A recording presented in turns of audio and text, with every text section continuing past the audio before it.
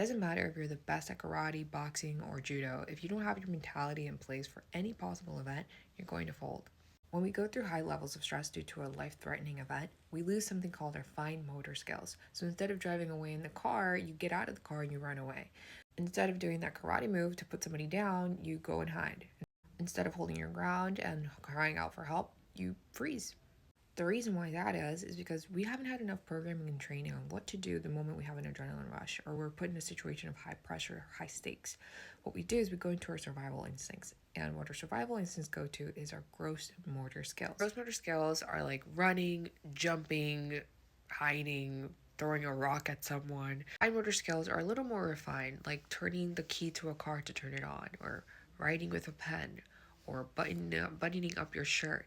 This skill unfortunately goes right out the window when we are in high pressure, high stakes situations, unless we reprogram our mind to mentally be in the position of doing some logical thinking. For example, instead of getting out of the car to run away from somebody that could possibly be tailing you, you just turn on the car and dash. Instead of having somebody put you in a strained position physically, you do that karate move that you've been practicing for years. But in order to use what we've learned, we have to go into our fine motor skills.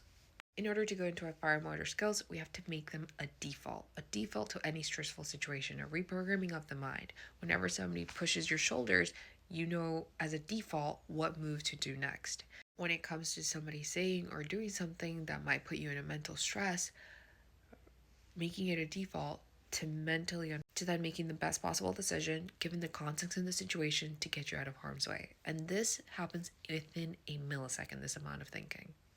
It's just something that we have to practice until we get it programmed, and then it becomes a default of self-defense.